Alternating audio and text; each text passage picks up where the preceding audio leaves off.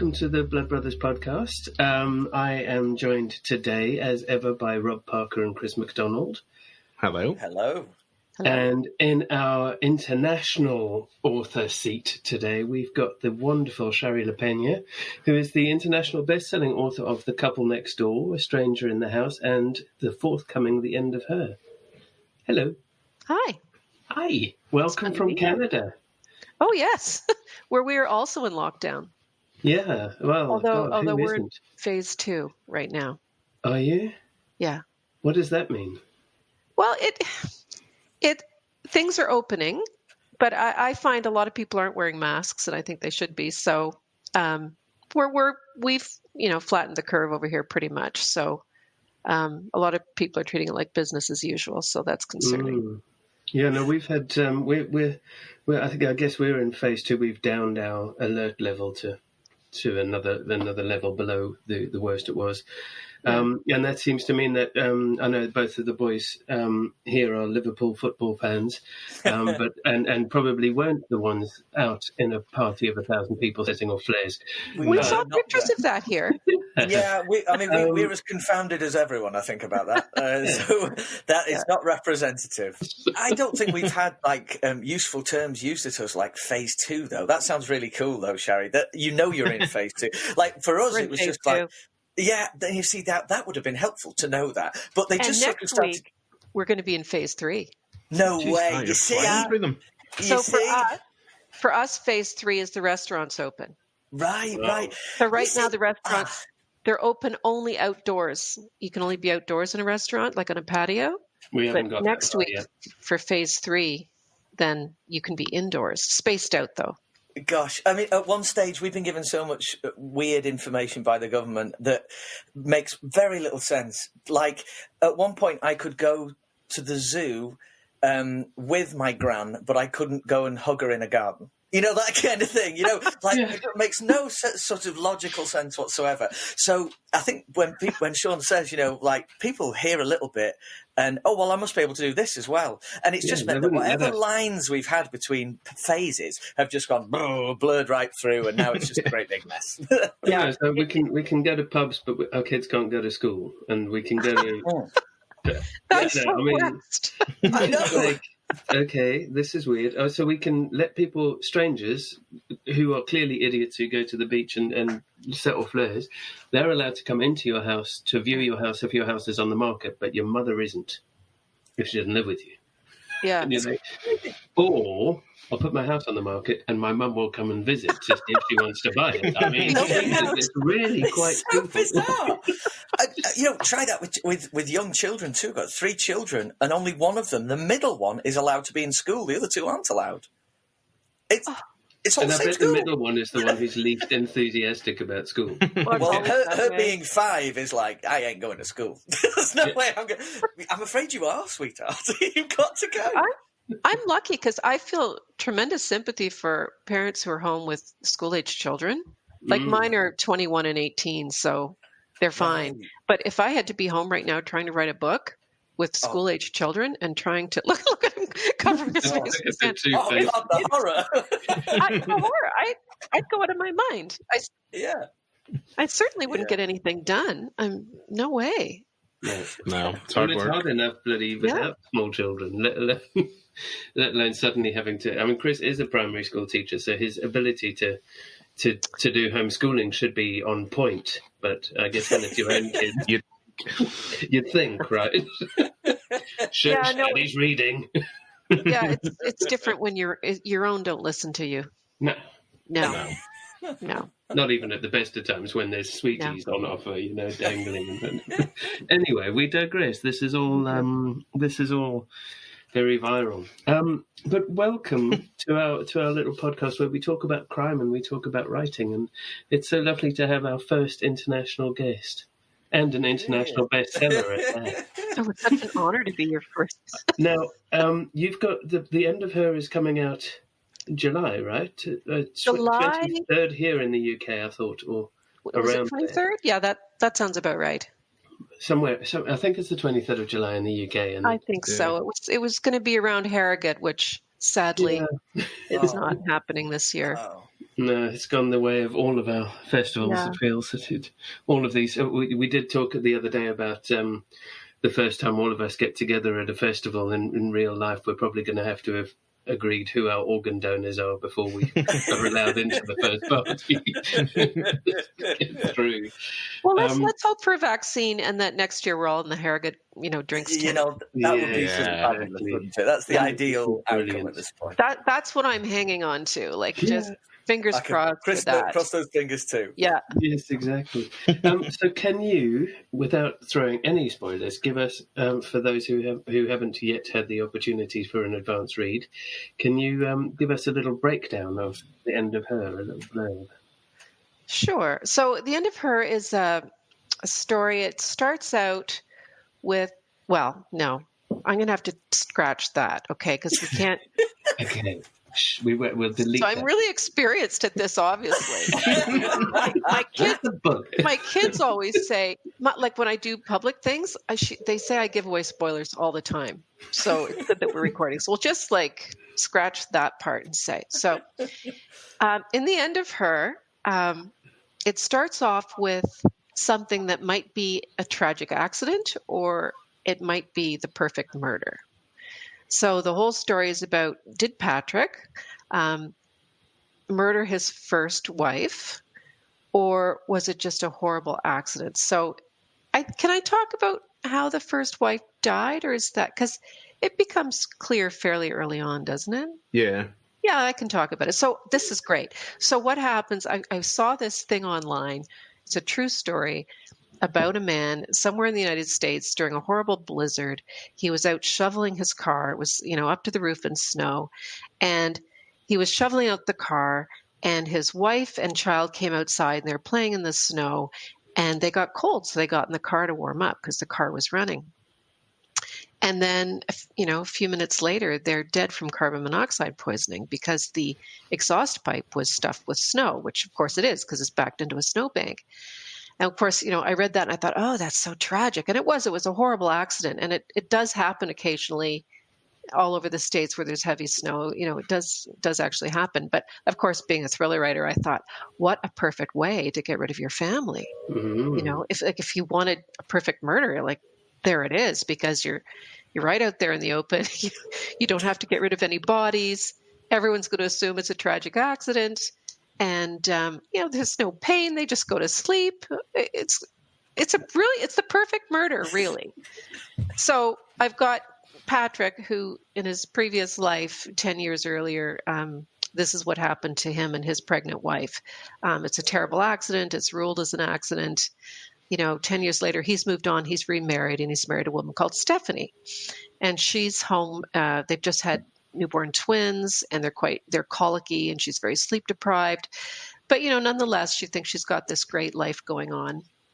And then this other woman, Erica, comes into the picture, and she knew Patrick back when he was married to the first wife, and she was a friend of the first wife. And she comes into the picture, and she wants to blackmail him and say, well, it might have been ruled an accident, but I think there was more to it. And she starts to blackmail him for murder. And that's sort of the setup of the story. And I can't really tell you too much more about that without giving things away, but it could go either way. And I have to say, it took me, I didn't know for the longest time writing the book, was it an accident or was it murder? Because I don't figure those things out in the beginning. I figure them out as I go along. So the reader doesn't really know. And the wife, Stephanie, doesn't know. And through the entire book, Stephanie's getting information. Some of it's from Erica, the blackmailing woman from the past, who we know is untrustworthy, but not everything she says is a lie. She's saying things, some of which are verifiable. So the new wife, Stephanie, and the reader are in this constant state of, oh, well, he couldn't have done it. Oh, well, maybe he did it. Oh, he couldn't have done it. Oh, maybe he did it. And of course, we start to wonder, did he have something in mind for Stephanie? So that's sort of the setup for the story. Amazing. It's good. Isn't that a great murder method? I love it. Yeah. I might have ruined it for murderers everywhere. But you think it's great when you find something and you go, do you know, that's just brilliant. Years ago, when I was at university, I read the Amnesty International publish a hand. It's not a handbook for terrorists, but it's Thank God. but it may as well be, because they basically detail all of the different types of torture and murder that have occurred. And one of the ways that they've discovered that people were being killed, and I can't quite remember where it was. You know those huge, big steel dustbins that are on wheels, the industrial ones? Yeah. Oh, yeah. Those sort of a big metal bin. And you fill that with water, sort of up to neck level, and suspend somebody in the water. And then you hit the sides with lead bars. And because we're mostly made of water, the reverberations go through the bin, through the water in the bin, through your body, and shatter all of your internal organs without leaving any bruising on the outside. That's astonishing. Wow. Yeah. I think all our minds were going, cha-ching, cha-ching. You can write it first. Where can I get that book? I mean... If you're going to talk to a crime writer, you can expect these sorts of... I mean, there were some fantastic things in there for research purposes. Obviously. Is there anything good in there about getting rid of a body? Because that's, for crime writers, that's always the hardest thing, which is why... isn't it? I mean, we talked about this in episode 1 even, I think, but my go-to for getting rid of a body is a decent-sized pig. Because they eat everything. For a crime writer, and then that's been done quite a bit. I know, but people always assume that pigs are just, oh, look, you've got a nice small holding. They don't think, well, that's because you're a murderer. And I think the context as well for that in the opening episode was, if it was a listener question saying, how would you get rid of a body in the real world? Not in a, because obviously we weren't bound by it having to be original for a book. So you could say, something that had been done before. And so, yes, because in the village that I normally live in, we have a small holding with a couple of pigs that we eat every year at the summer festival. Isn't that handy? Yes. That's very handy. And it's the pigs are at the top of the field, so any kind of it's right round the corner from where the big industrial bins are that are full of water. Just round the corner. It's really handy. So nice little sideline going there, Yes, bring your bodies. These pigs are well fed. They do taste. And the thing is that apparently people taste a bit like pig anyway, so it's not going to change the flavour of your Gloucester Old Spot, is it? I think you've just gone over the line. I have. Okay. I've basically just revealed my actual criminal self rather than just, oh no, I'm just a writer. Just a writer. Yeah, the thing is with crime writer, you have to be original about it. So the pig thing doesn't really work. But have you guys heard of Robert Pickton over there? So in Canada, we have a famous serial murderer called Robert Pickton who lived out west, and he had a pig farm, and he murdered, 30 women and fed them to the pigs.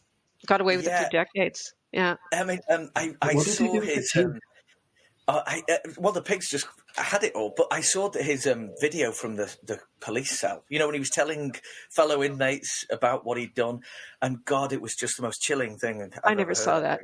Oh God, it was it was one of those where, you're having a restless night and ding, you remember why you can't sleep and your eyes are open and that's it for the rest of the night. Oh, it's horrendous. But that notion of the perfect crime though, and what I loved about this book was the perfect crime took place in the past, and it wasn't like it kickstarts the book and the events of the book before you even know about it, so it's in sort of a narrative sense, it was so interesting that and I finished it about an hour ago actually, Shari, and I loved it. I absolutely adored this. Good to hear. No, it's great and like you say, it's not even out yet, so you always like to hear the early. Yeah. I had no idea. Getting towards that second half, not a clue which way this was going. All I knew was that I was compulsively going to be reading it until I found out. So it was great. Thank you. See, I don't know either going through. I don't plan, so I just I really don't know until quite close to the end which way it's going to fall. And I think that works for me because then I can string the reader along. Because I think if I knew before I started, like when I started, what the end was going to be, then I don't know that I could string people along like that. But when you get to that bit and you go, oh, that's what happened. Do you sometimes go, you bugger, that's really annoying? No,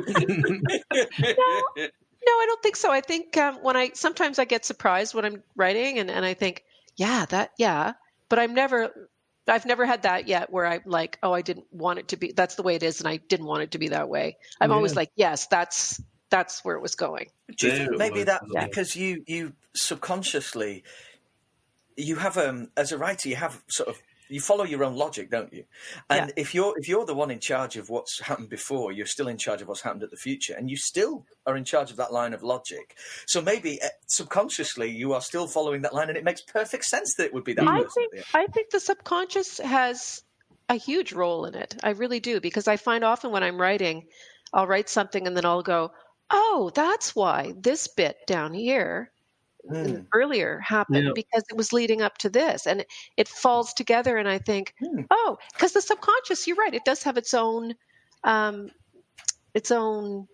view of things. Like it's. But also, I think you'll end up finding that I've done it a couple of times where you suddenly go, oh God, that character's an FBI agent, or he's the killer pretending to be an FBI agent, and then you think I'm going to have to go back and change all of that now.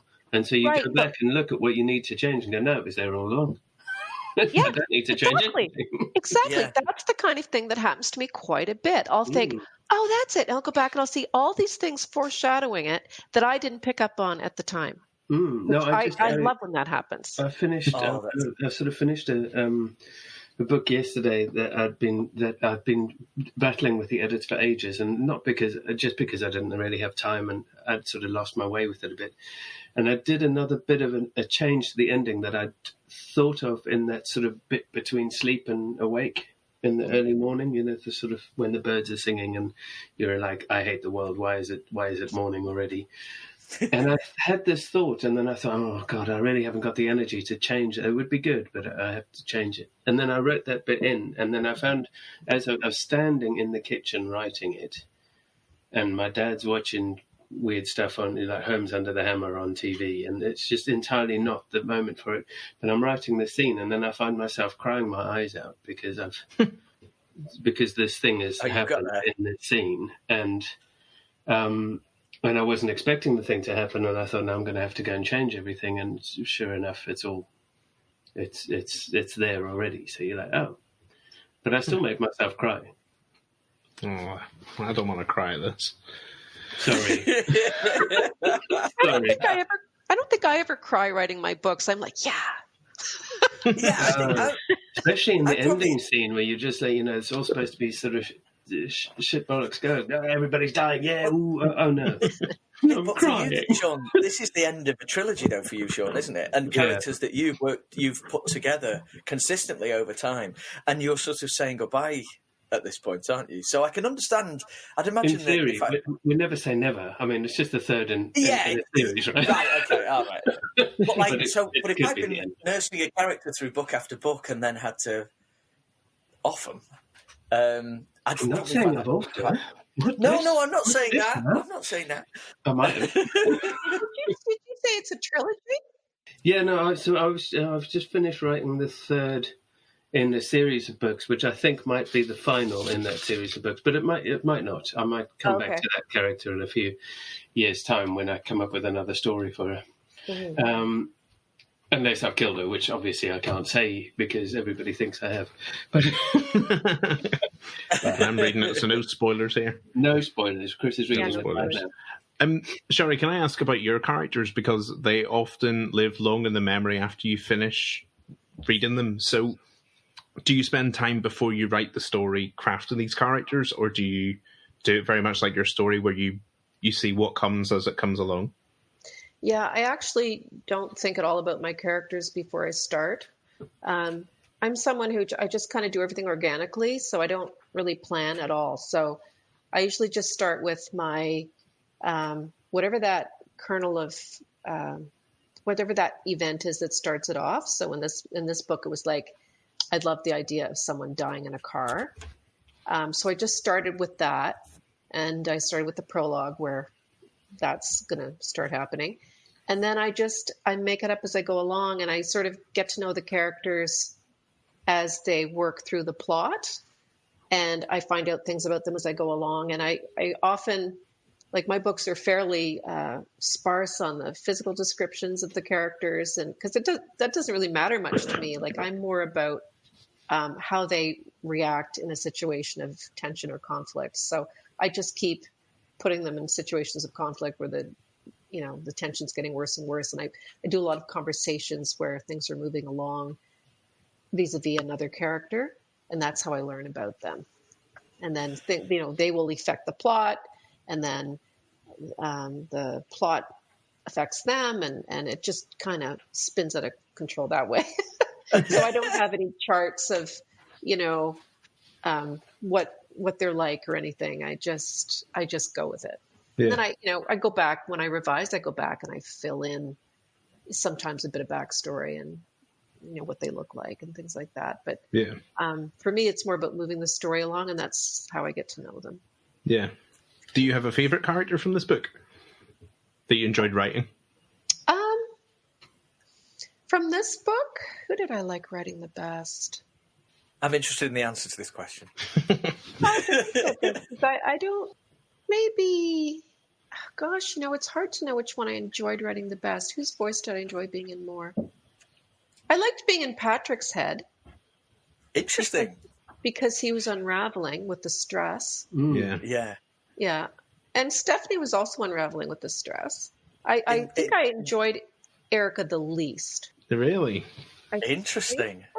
But, to be honest, I zip among them all, and I just get carried along, and I don't really think about who's a favorite character. Or I never have a situation where I have to kill someone, and I'm like, no, I love that character. They're all dispensable to me, really. Oh, look at you. Sorry, but it's better for the story that you're dead now. Yeah. So what about because there are a number of shocks and twists in this book, which I am determined I'm not going to spoil at all. And if we do by accident, Sean, get them out of there. But so none of those were sort of planned. They just popped up at you and was like, ooh, that would be cool. I knew I had read something interesting about lie detector tests. Ooh, cool. Earlier. Cool. Yeah. So I knew I wanted everybody, careful. This isn't a spoiler, but I wanted to do something with lie detector tests. So I got that in there. Good. Because that took us in a direction that thrilled me massively, actually, as a reader. Like, whoa. Yeah, I like that bit. It was so cool. Yeah. Because I and it comes back to a cinema thing for me that I love, because I think when I'm reading, and certainly when I'm writing as well, it's all taking place. It's all happening in here in like a little 16:9 window in my front of my eyes, and I just love that image of a line going. Yeah. I just love that. I love that. And we might have to cut that bit. Oh yeah, possibly. Although we only get to hear the the audio, so you can't see what these fingers were doing. Then you might have to cut the bit where I say we have to cut the bit. Yeah, I always have to. Yeah. On tomorrow night, we're doing a live version of this podcast with Rowan Craig, and everybody will then see how much bloody work I have to do editing out the giggling, the beer opening. Don't you find editing a book is more work than writing the book? Oh yeah, always. Yeah. Oh, I hate it. Yeah. Because I can write a draft in a couple of months, not a problem. But it takes another 6 months to edit the bastard. Yeah. Oh gosh. Jesus. Yeah. Rob, you like it, don't you? I really like. I'm doing it at the moment. Are you? Show us. Because finish the sea of red. Finish my first draft. Okay. So I always print out the first draft. This is due in December 14th. So for those listening, this is The Watchmen. This is Ben Bracken 5. Okay. And So I've got it all printed out nice. That's where we are at the back. So you can see it's all nice big font that I can read and do things with. And then I do, as we go through, it's all the stuff like that, and you can see all the little scratch marks and all that kind of stuff. And it takes ages, and then there's little questions at the bottom. But I actually like it because I can see and feel the book becoming better in my hands. Yeah. If I do it that way around. Do you love those moments? Because I always edit on the page as well. So, red pen. And there's those bits where you sort of read a page and you start with you just crossing out a few words here and there and you're sort of shuffling around and then you sort of know that paragraph could probably, and then there's like tiger stripes, claw lines, the whole scene is gone. See, I don't do it that way. I have to do all my edits on the screen because I take huge chunks of text and move them around and I haven't tried it.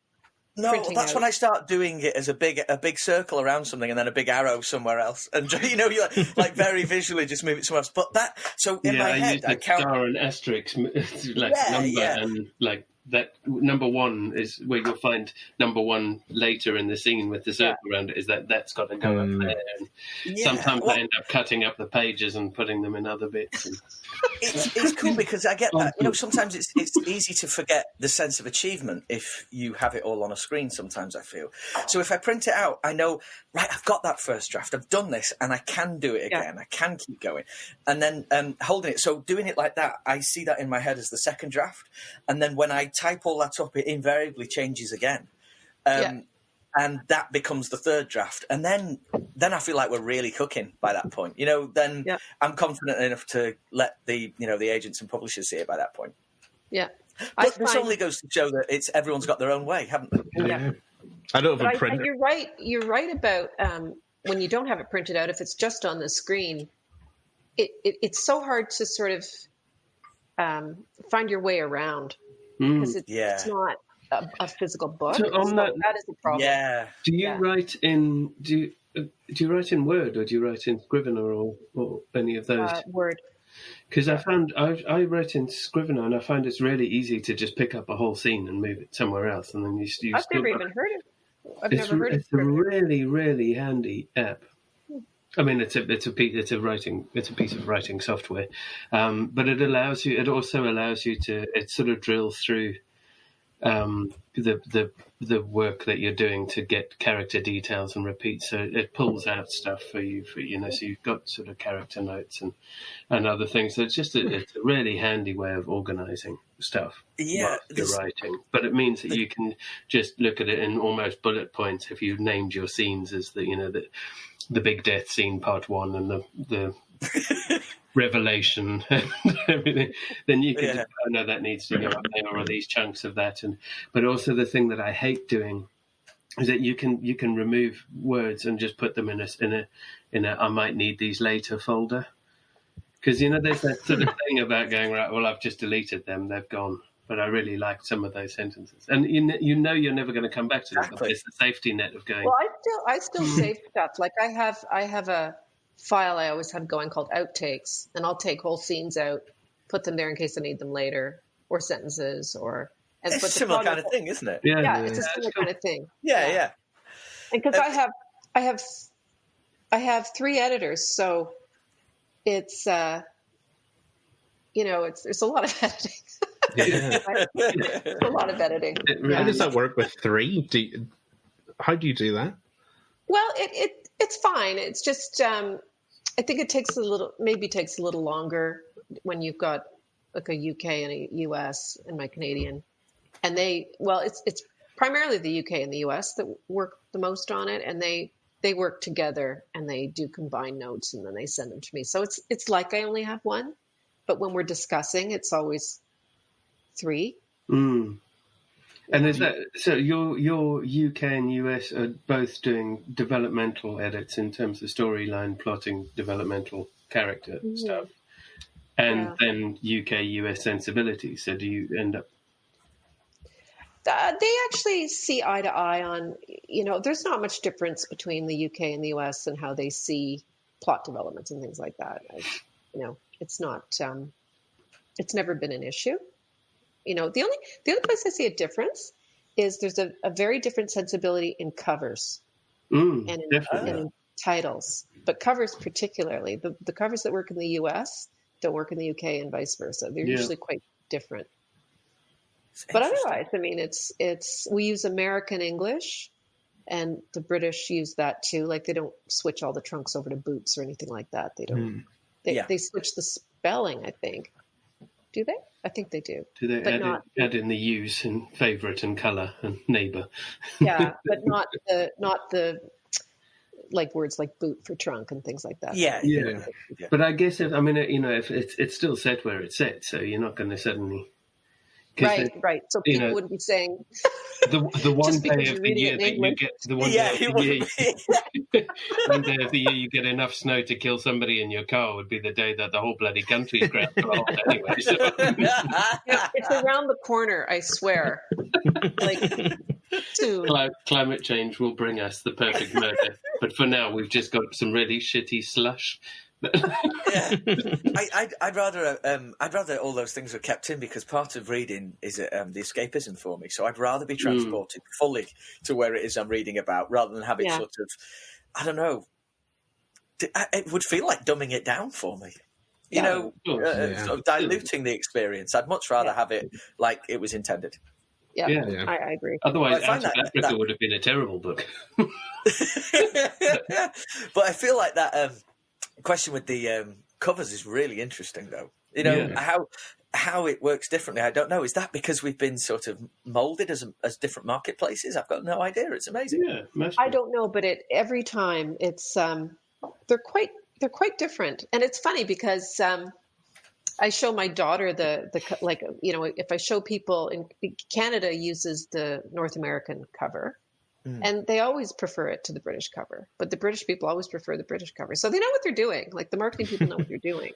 Do you get a say in the covers, Shari, or are you more than happy to just go along with it? Yeah, no, they always send me the covers, and if I don't like it, then they go back to the drawing board. And they've been great. I mean, my publishers are fabulous about stuff like that. So they've done amazing. Like both have done wonderful covers for me. Oh, that's amazing. Yeah. Could I ask about your start in writing, Shari? Would that be okay? Sure. How you got started writing books. Was it always something you always wanted to do?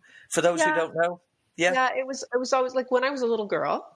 I was a bookworm, and I always thought it would be so great to be an author. So I used to read all the Nancy Drew, and all the horse books I could get, and Agatha Christie, and I thought.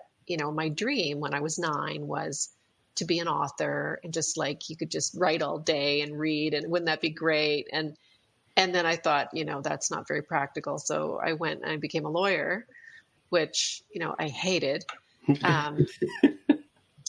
Lots of lawyers become writers. Have you noticed how many lawyers become writers? Are you a lawyer? I did my law degree, and I was a court gun for hire for a while, and I hated it. Yeah, I hated it too. Yeah, it sucked. It sucked the soul right out.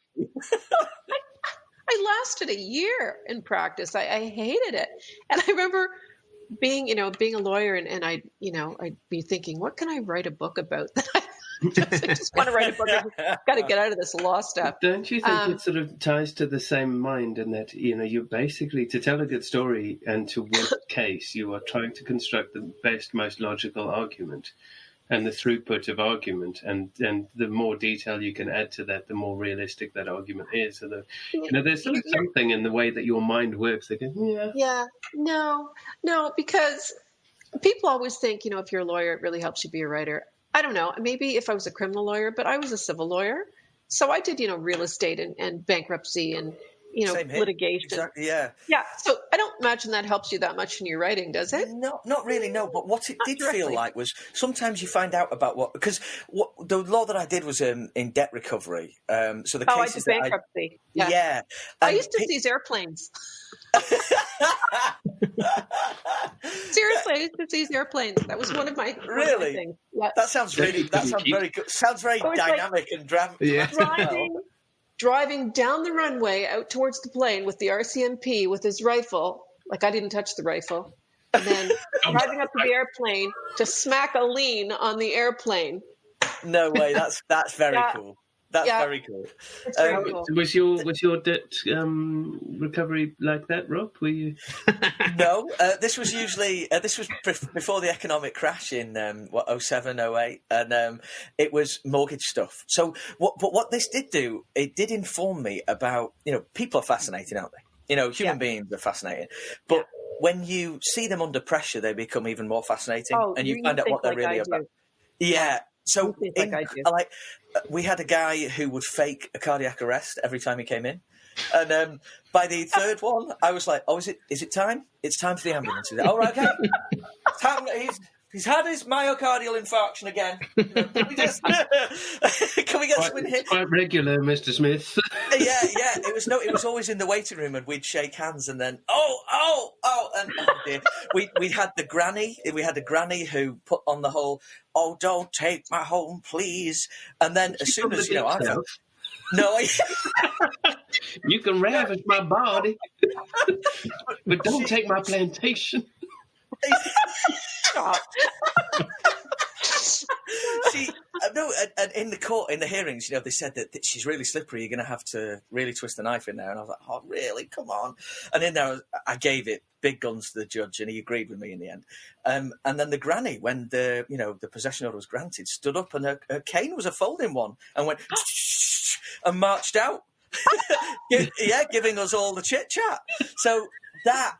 Characters and definitely how people act, that's definitely informed me as a person. And also, I cannot tell you how much abusive power I saw by judges.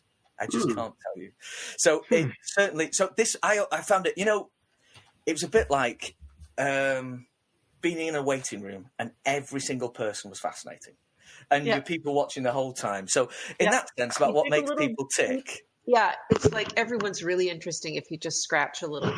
Yeah, absolutely. Yeah. And you're right about if you see them under distress, when things are starting to go to pieces, they get really interesting really fast. And all those weird character traits, and we'd be the same. I would be completely the same, But I loved all that. So, when you're writing about drama, I feel like it helped me get my head around it. But aside from that, no, I didn't repossess any publishing magnate that I can call a favour in from now to get me in every job in the world. There's none of that. So, no. So you gave up being a lawyer to be a writer then?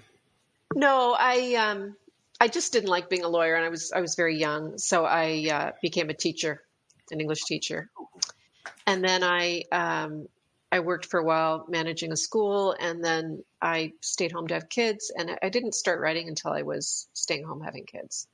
So that was about 21 years ago. And then, so I started off writing general fiction or literary fiction. So I wrote a couple of books in Canada that were just published in Canada for literary fiction. But I always wanted to write crime novels. And the funny thing, what stopped me all this time is when I was a kid, I wanted to write Nancy Drew novels. Right? Just wanted to write Nancy Drew. Perfect mysteries. And I loved Carolyn Keene. They were the perfect mysteries, and I loved all of the Nancy Drews. Yeah, and the Hardy Boys. And the Hardy Boys. I loved all of them. So, that's what I wanted to do when I was 9. And, life gets in the way and you make stupid choices. But then, and I wrote a couple of literary books, and they were, quite easy to write, to be honest, because they weren't such tight plots to work with and so on. So I learned how to write on those, and it took me a few years. But I always wanted to write a crime novel. But the thing that always stopped me from writing a crime novel was I've never been able to plot. So the way I wrote my first 2 books was I just went along. I just made it up as I went along. Because with literary fiction, I thought, you can do that. But in both of those books, the plots all came together at the end. But I didn't plot it out. But to write a thriller, I figured you would have to know each step, and you'd have to have your twists and everything. So it scared me off writing a thriller for, I'd say, probably a decade. And then about 2000, when did Couple come out? Maybe 5 years ago, I wrote Couple Next Door.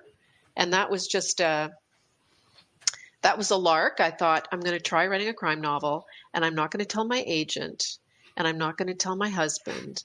I'm just going to spend 6 months to see if I can actually write a thriller.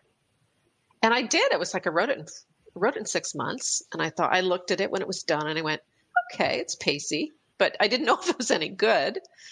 And so then I sent it off to my agent. She's like, oh my God, this is so good. I can sell this. And then she sold it in 3 weeks and boom. And Couple Next Door was huge. Yeah, that was international bestseller. That was an incredible. Yeah, it was a huge book. It's still selling hugely for me now. Like it's 4 years out and it's still selling really well. 4 or 5 years down the line, that's still turning through, which is brilliant. Yeah. Shari, I saw it in Lee Asda this morning. You saw where? I saw Couple Next Door in Lee Asda this morning. Asda is a supermarket here. Lee is a very unglamorous town in the north of England. I saw it on the shelf in there, and I'm like, I'm speaking with her later. I'm not surprised. So anyway, to answer your question, I did this crime novel on a lark. It went really well, and then I got into a book a year contract. So I've been doing a book a year ever since then. So now this End of Her is my 5th book in 5 years, and I'm now working on book 6. Are we allowed to know anything about it? No. Cheeky question, McDonald.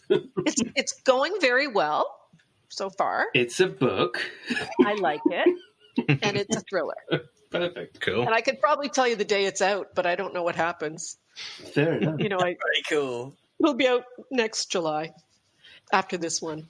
Excellent. So when did you start penning The End of Her? So the way my year goes, it's a very tight schedule. So I usually start writing mid-May because that's when the other one's done. So like The End of Her has went in like May and it's coming out in July. And so starting May, I started my new one. And so through the summer, from May to October or September, I write my new draft and I promote the one that's just come out. And then the cycle starts all over again.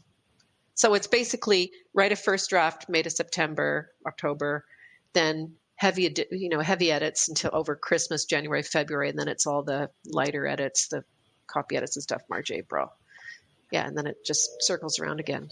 Usually in the summer, it's all the fun stuff, traveling and, London and Harrogate and all over the place. And there's none of that. All of the things that this year, it's all, DIY, home improvements, schooling children, whatever shelves. Learning to make cakes, looking after parents, whatever we're doing. And volcanoes. Have you been making volcanoes? No, I haven't, but I see people what they do. They the old the bicarbonate of soda volcano excitement. Yeah, that one. Good times. Good times. I did that last week actually, and I got. Yeah, I'm not surprised. It's a big one. It's a popular one with the kids, especially. Yeah. I bigged it up massively, and I think I used the wrong soda because it just went. It didn't do anything. So Daddy is no longer cool. Not that Daddy was ever cool. No. Shame that Daddy didn't use potassium. Everyone outside. Yeah. Shield your eyes. This is going to be huge. Putting those Liverpool flares inside the volcano. No. Not hear a bad word said. No, that's what I love. I love these conversations because I always get really inspired to feel like it makes me want to write. It makes me want to write right now, talking to you, Shari, and hearing about this kind of stuff. It's really cool. Sorry, I feel like I gush a bit on this podcast. I shouldn't gush so much. I'm sorry. Oh, authors love gushing. You know that. Gotta gush. You're a gusher. You never gush too much. Okay. Because we all live at home in lockdown. The family's not gushing. Yeah. Oh, But even out of lockdown, the family's like, oh, well done. Another book. Yeah. Mom's writing a book again. Yeah, well done. Yeah. I know my wife. These are all mine behind me. Every single one dedicated to members of my family, particularly Mrs. P. Me too. Never read a line. What? Yeah, never read a line. Just not their thing. I'm literally the outlier, in the family. Yeah, but no one else. Shocked. I'm shocked. Yeah. I mean, Yeah, I used to have my husband as my first reader, but I don't let him do that anymore. Any reason why?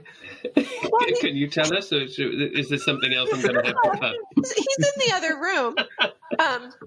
No, he's too slow to read it. I need someone that can read it right away. Oh, yeah, like right now. Yeah. Yeah, like right now. And he doesn't have a lot of time. So don't you just hate being in the same house as somebody reading your own book? I mean, and that's the other thing. Because you just sit there going, what?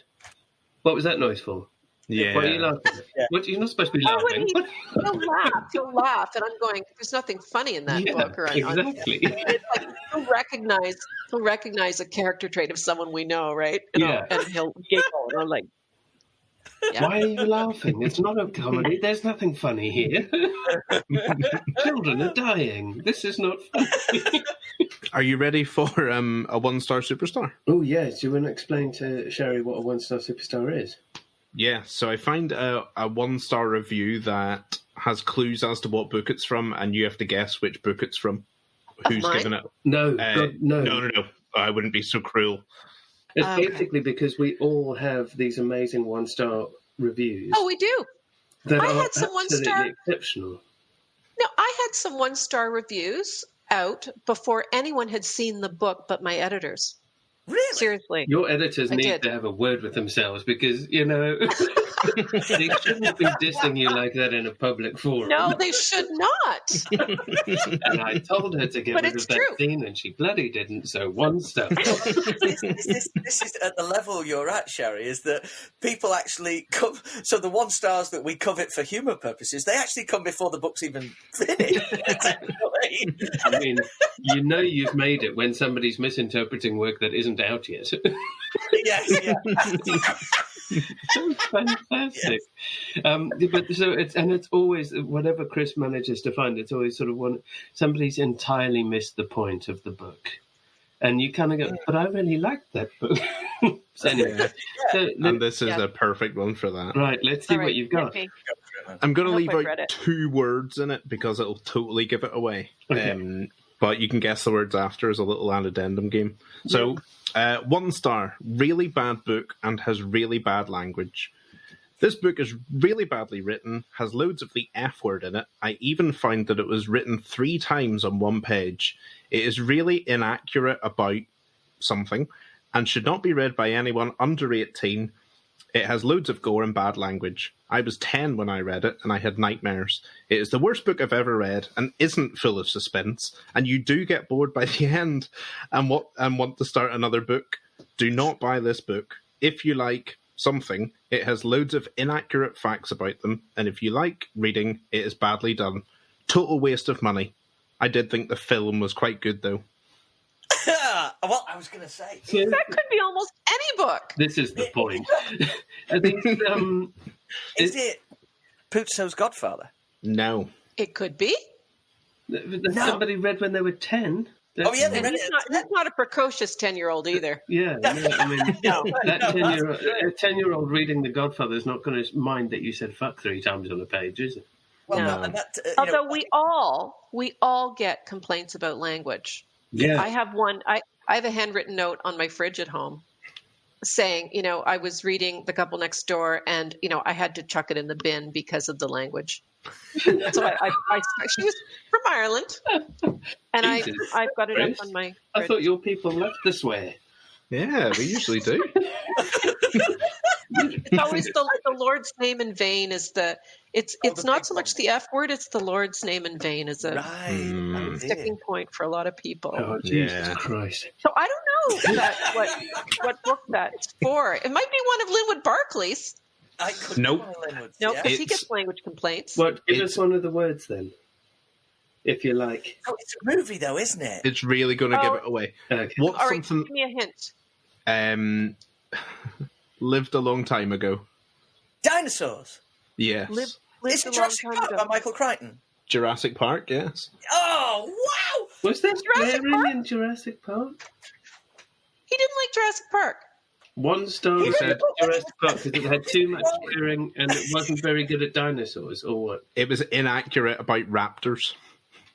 Clever girl. This person was 10 years old, reading a book with swearing in it and gore and dinosaurs, and didn't like it. This is not. This is. I think this is a I fiction. know. It's not cool, is it? I don't think it's a real. That's not a real 10-year-old. Well, if you wrote that 10-year-old, everybody would give you a 1-star review for your unbelievable 10-year-old. Yes. How meta is that? Can we give 1-star reviews to 1-star reviews? Is that possible? I wish. Yeah, it would be nice. It would be nice. Have you got a favourite 1-star review aside from the one you've got in your fridge? Well, it would have to be the ones that had never, the book wasn't out, and there's no way they could have had an advanced copy. I actually don't go on and look at the Amazon reviews I used to, but I don't. Yeah. Yeah. Sometimes I just love them. My favorite always comes down to on one of my books, the first in this theoretical trilogy. It just goes, "This is nothing like Twilight. 1 star." You know. Yeah. Well, unless you wrote on your back cover that this is the next Twilight, they really haven't got an nothing to do argument. with it. Yeah. No, it's not. You can use that as a blurb on your book. I thought this is the perfect. This is nothing really like Twilight. 1 star. Yeah, put it on the cover. Bestseller. Put it on the cover. Real genuine reader. Real reader response. Amazon reviewer. This is nothing. We actually haven't, between the three of us, we haven't actually checked whether we've had any recent 1-star reviews recently.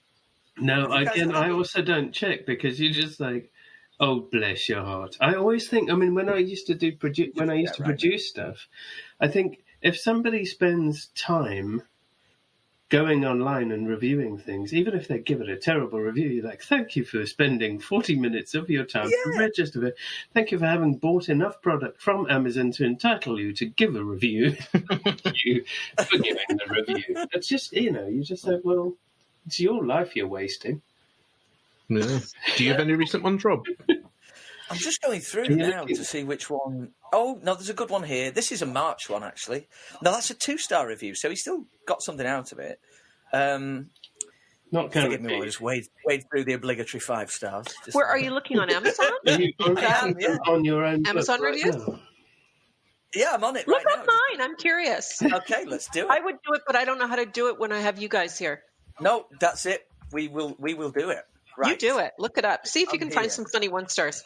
Well, there's nothing up for The End of Her yet. Hopefully Are not. you sure there's nothing there about I hate the book? It's not out? Well, I'm on Amazon.co.uk. Oh, you know what? I can't get this to work on my iPad.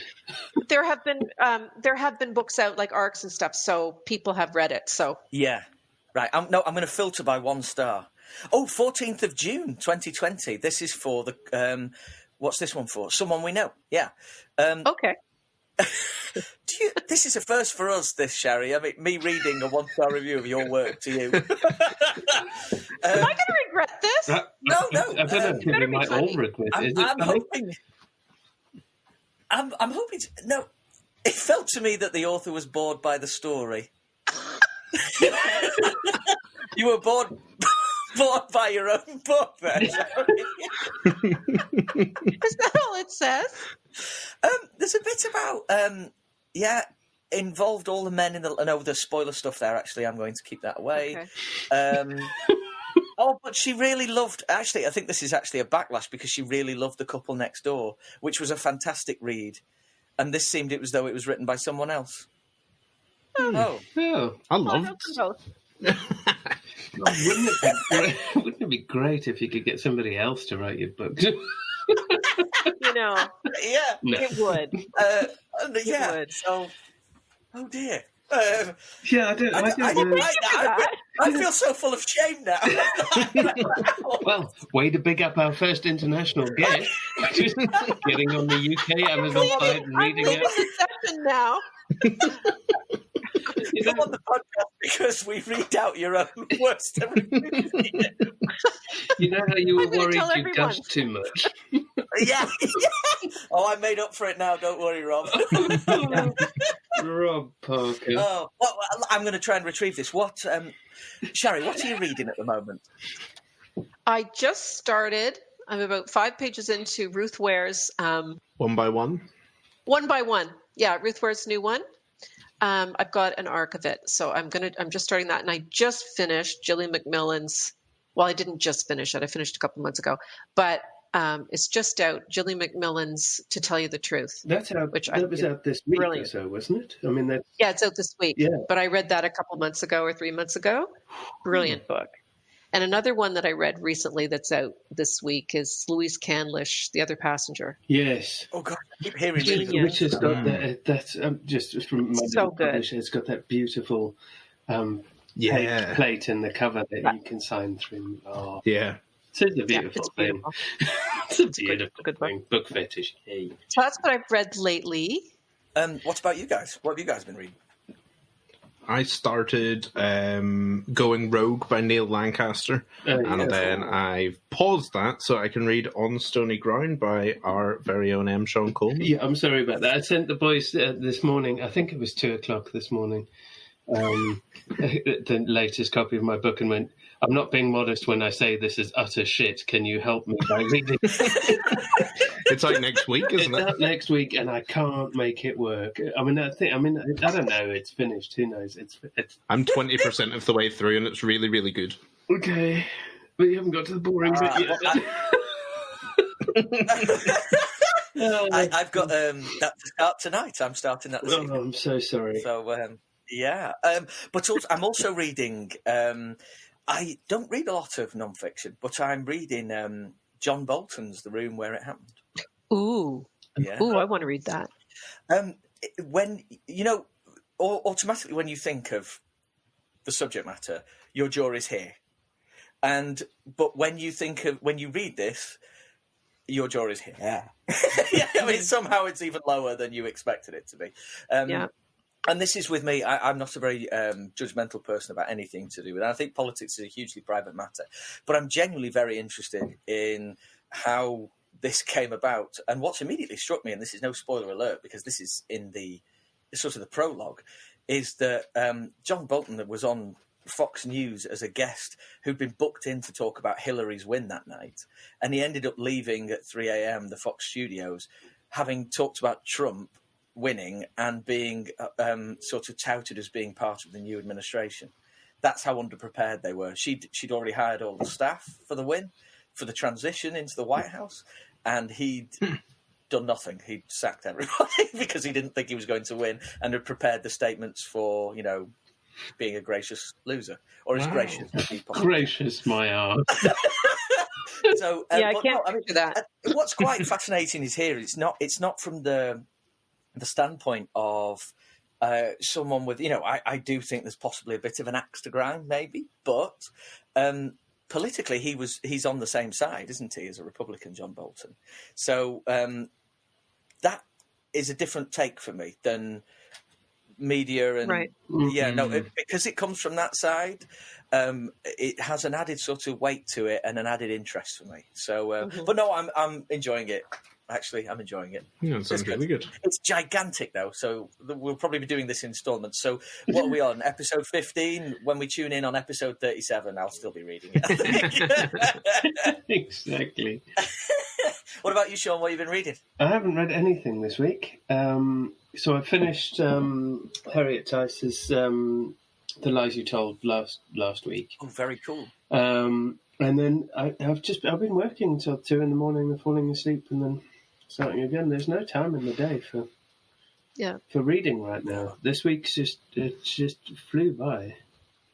Yeah. And so some days, and I feel it. I really feel that, like, I haven't had that escapism time. I haven't really been out for walks. I haven't, I've just been chained and working, and I feel like a bit like I'm going mad. So I need to carve out a little time that is for me to read. And yeah, I mean, for bookworms like us, that's sort of like, it's therapy, isn't it? It's recharge time. I think the biggest problem is that because I'm staying with my dad, I don't have a bath, so I don't have that sort of hour of like, I'm just going to read my book and on my own, properly decompress. Yeah. It's those little habits that you have that you kind of suddenly go, oh, I missed that.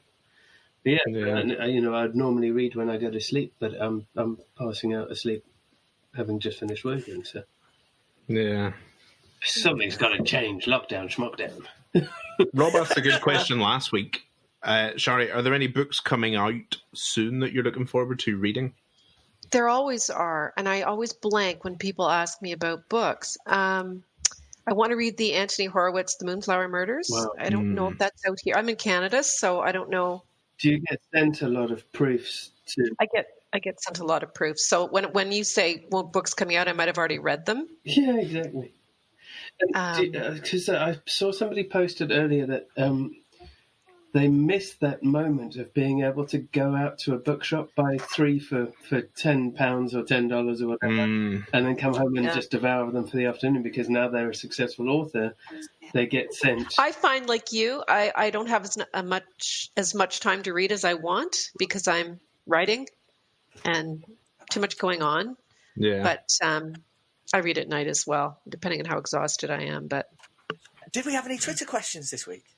Dan Stubbings asked questions about characters, which I think we've covered, but scenarios, because you mentioned that the sort of premise of this one came from reading an article. Yeah. Do you have like a sort of bank that you keep that where you see something, or do you sort of tend to do it book by book? I do it book by book. I don't have a file of interesting, quirky stuff. I mean, I meant to start that, but I never got around to. I honestly feel on a book year, I'm just flying from one thing to the next, and I really don't have a lot of time to think sometimes. So I do have an interest in true crime, and I do read the newspapers, and I look online all the time. So the thing that's well, actually, I can't even tell you, but my new book, it's premised on something I read somewhere too, and someone we know was also premised on something I read online about a kid breaking into someone's house to use their Wi-Fi because his parents cut off their Wi-Fi. So I get a lot of my ideas from things I read that are real in the real world, and then I take them and I spin them out. So yeah, I'm always sort of looking for a good scenario, and my agent is always saying, "Oh, did you see Dateline?" Like she read all the, we watch all the true crime stuff, and I'm a big fan of Forensic Files, so I watch those, and I get ideas that way. So for me, it's always that I need that first scenario, that first idea, and that's I go from there and I weave stuff around. Yeah. Don't you find when you have that, you get that, you see an idea and you go, "Oh, that's brilliant." Yeah. Then that's the one then you're excited. Your fingers, your brain's like, "I've got a story." Yeah. Yeah. Or do you find if someone gives you an idea, they go, "Oh, this would be great for a book," and you go, "No." People are always doing that. You should write a book about us. Yeah. Oh, that's a good idea. You should write about everything that happens in our office. No, I really shouldn't. I do love that. There's either that when I go in the pub, my local pub, because it's out in the pub now. They know what it is I do. So you go in to drink. I never advertise anything or anything like that. Because we were talking with Karen Hamilton last week, and Karen says that. Oh, I'm going to talk to her soon. Oh, she's absolutely. You'll have a lovely. laugh. She's absolutely lovely. Yeah, loads of fun. You'll have a scream with her. She goes. But she was saying how characters. Yeah, she does. That is very. What? She has a therapist called Characters on the Couch. So she has a psychotherapist, and she goes and sits and does therapy in character to develop her characters. That's great. It's madness. It is very great, isn't it? Yeah. That's really great. See, when I listen to I can see the cogs were in there, Sherry, as well. That's one of those like. That and go.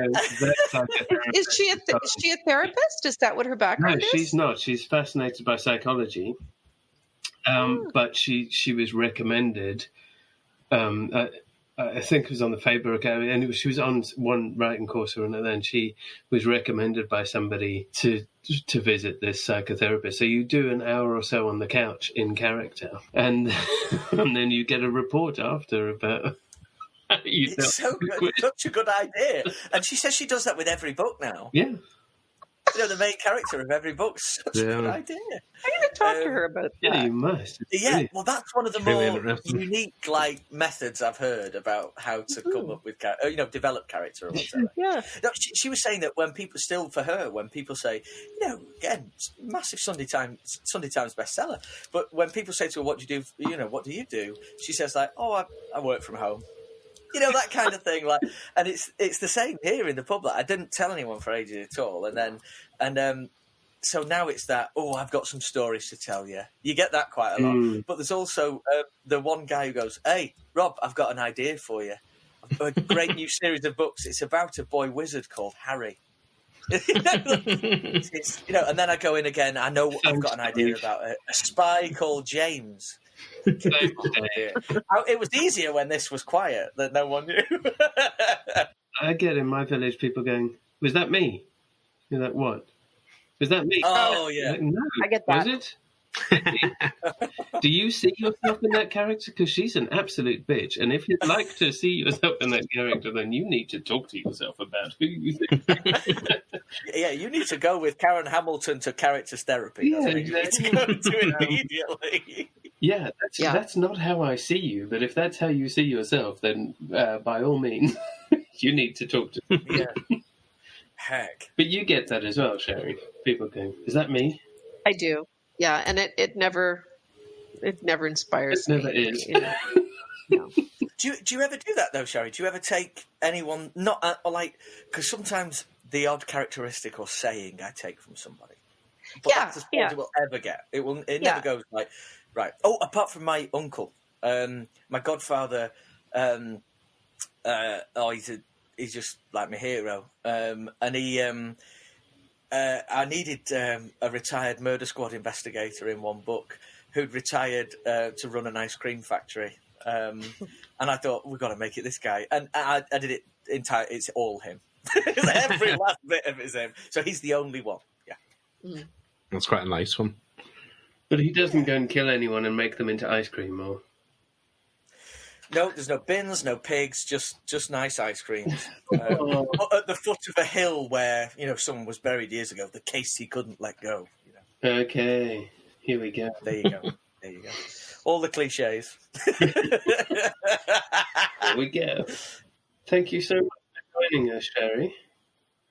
Oh, it's been my pleasure. And, It's been really good. When your book is out on the 23rd in the UK, we'll all be on behind shouting loudly for your next bestseller.